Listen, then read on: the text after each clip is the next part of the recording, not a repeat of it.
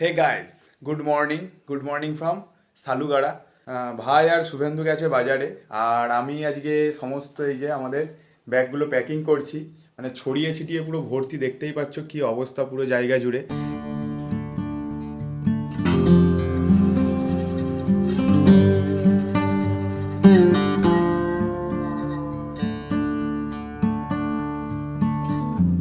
ঘড়ির কাঁটায় এখন 1:15, সেদিকে আমাদের রান্নাও কমপ্লিট আর স্যালাড বানানো চলছে। এদিকে ব্যাগ গোছানো কমপ্লিট। আমাদের টোটাল লাগেজ হয়েছে এই একটা বড় রুকস্যাক যেটা নিয়ে এসেছিলাম, এই একটা তবলা ব্যাগ, আর এর সঙ্গে জুতোটা আলাদা একটা ব্যাগে নিয়ে নিয়েছি। আর এই ব্যাগটা আজকে যাওয়ার সময় পিঠে নেবোটা ভাবছি। তো এরপরে আমরা স্নান করে খাওয়া দাওয়া সেরে মোটামুটি একটা ভালো মতো ঘুম দেবো। কোনো অ্যালার্ম না, কিচ্ছু না, যখন ঘুম ভাঙবে উঠবো। শুধু রেনকোটটা বাইরে রাখবো, বাকি সব কিছু বেঁধে নিয়ে আমরা রাইড স্টার্ট করবো।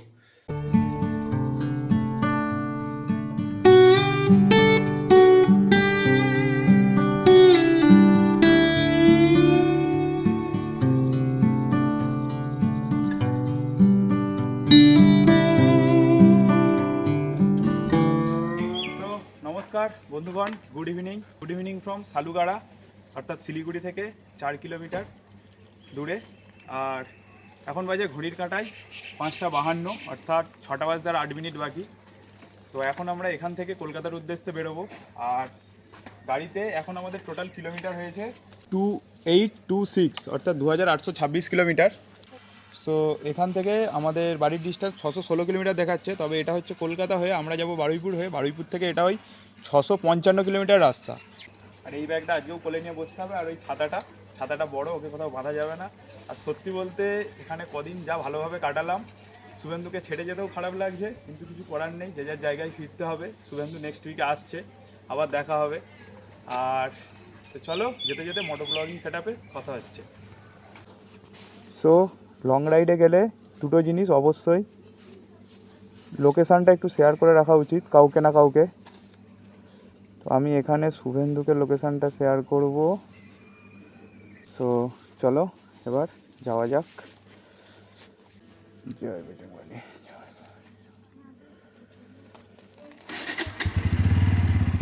শুভেন্দু টাটা।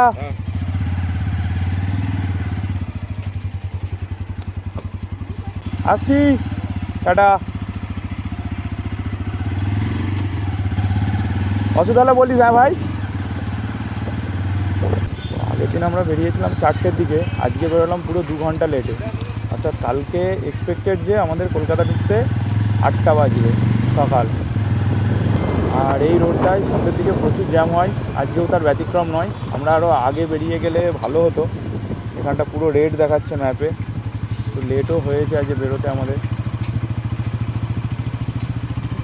আমাদের নর্থ বেঙ্গল রাইডের সূচনা, অর্থাৎ কলকাতা থেকে শিলিগুড়ি এসেছিলাম সারা রাত্রি বাইক রাইড করে। আর আজও একইভাবে আমরা শিলিগুড়ি থেকে কলকাতা ফিরব সারা রাত্রি বাইক রাইড করে। আর এটিই হলো সেবক রোডের এই জ্যামকে সঙ্গে নিয়েই বাম দিকের এই সরু ফাঁকা অংশ দিয়েই ধীরে ধীরে কিছুটা রিস্কের সঙ্গে এগিয়ে চলেছি দার্জিলিং মোড়ের দিকে। রাস্তার ওপর ফ্লাইওভারের কাজ চলার দরুন রাস্তা খুবই সংকীর্ণ, পাশাপাশি দুটির বেশি 4 চাকা কোনোভাবেই পাস করতে পারবে না। এই সামনেই হচ্ছে দার্জিলিং মোড় থেকেই আমরা ডান দিক নেব, আর একটা গেছে সোজা। আর জ্যামটা দেখতে পাচ্ছ কি অবস্থা। এটা হচ্ছে NH10, আমাদেরকে স্টে করতে বলছে 8.3 কিলোমিটার অন NH10। এখানে আবার ডাইভারশান আছে। এই হচ্ছে তো সমস্যা, বাঁ দিক দিয়ে যেতেও পারবে না, বাঁ দিকটাকে জ্যাম করবে। গাড়ি ছাড়া স্টার্টিংয়ে এইরকম অবস্থা হলে খুব বিরক্ত লাগে। সন্ধ্যের সময় জ্যাম হওয়াটাও খুব স্বাভাবিক, আমাদেরই একটু ভুল। আমাদের 4টে বেরোনোর কথা ছিল, একটা ভালো ঘুম দিতে গিয়ে এমন লেটে উঠেছি যে ব্যাগ ট্যাগ মারতে আরও 1 ঘন্টা। 4:30 উঠেছি, 5:30 গাড়ি ছাড়তে 6টা। আর বাম দিকে চলে যাচ্ছে সেবক রোডটা কন্টিনিউ হচ্ছে, আর ডান দিকে আমরা যাচ্ছি বাগডোগরার দিকে। তো এখন আমরা আছি NH10। এখান থেকে সামনে কিলোমিটার চলে গেছে, দেখো দেখা যাচ্ছে কলকাতা 578 কিলোমিটার। আর কার্শিয়াং ডান দিকে 45 কিলোমিটার, দার্জিলিং ওইখান থেকে যে ডান দিকে রাস্তা গেলে 77 কিলোমিটার, আর বাগডোগরা এয়ারপোর্ট এখান থেকে 12 কিলোমিটার। এই রাস্তায় সাইকেল থেকে শুরু করে বাস, লরি, অটো, টোটো, চার চাকা, বাইক, রিক্সা, বিভিন্ন ধরনের গাড়ি মিলেমিশে একটা গ্যাঞ্জাম তৈরি করছে। ট্রেনটা দেখো শুধু ডান দিকে।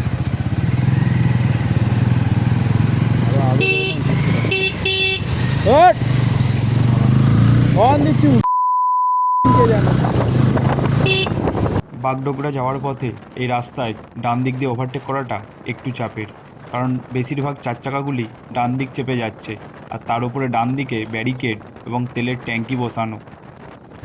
এই রাস্তার ডান দিকটাতেই রয়েছে শিলিগুড়ি সিটি সেন্টার, আর এখানে রয়েছে বিভিন্ন বড় বড় শপিং মল। সো এখন বাজে ঘড়ির কাঁটায় 8:35।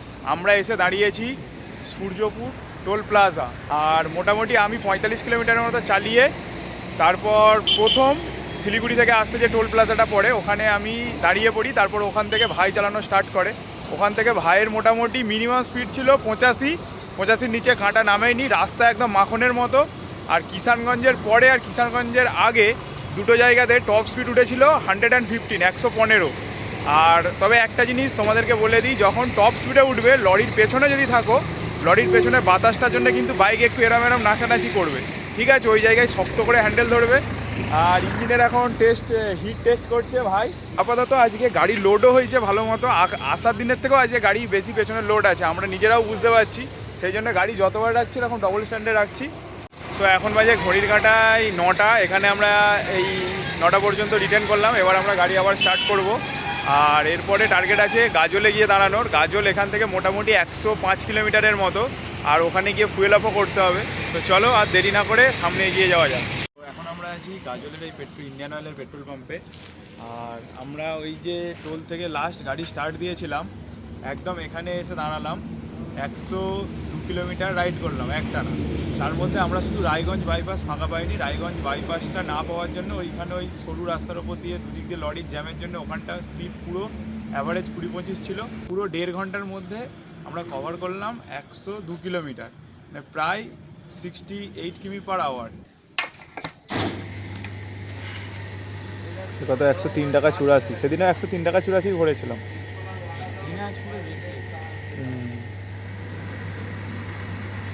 থাক আর দরকার নেই, থাক।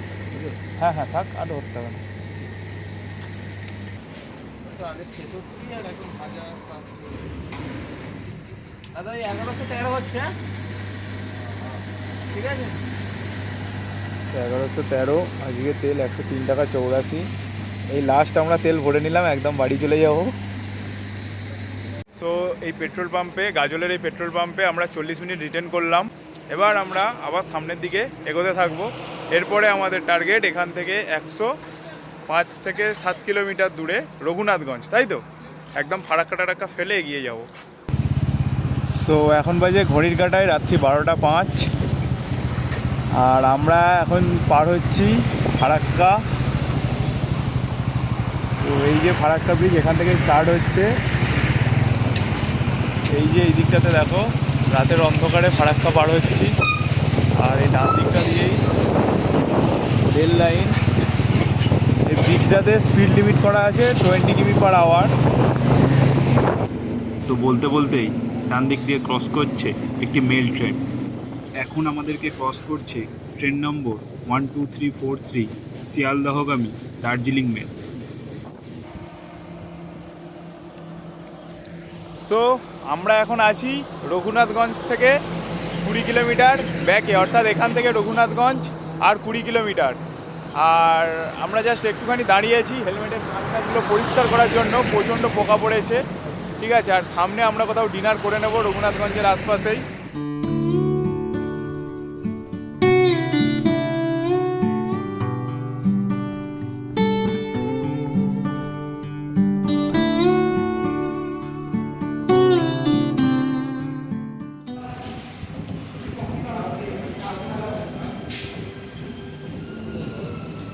আজ 29শে মার্চ, আর ঘড়ির কাঁটায় রাত্রি 1:30।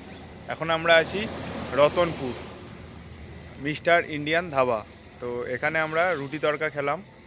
আর রুটিটা ভালো, তরকাটা একটু রিচ যেটা হয় ধাবাতে, আর কোল্ড ড্রিঙ্কস। তো এখানে কিছুক্ষণ এখন রেস্ট করব। ধাবাটা খুব সুন্দর, সাজানো গোছানো। আর এই ধাবাটাতে দেখলাম বিভিন্ন দেশের নোট রাখা আছে, সাজানো, প্লাস বিভিন্ন দেশপ্রেমীদের ফটো লাগানো। তো এই প্রথম কোথাও দেখলাম যে হোটেলে দেশপ্রেমীদের ফটো লাগানো, মানে ভালো লাগলো।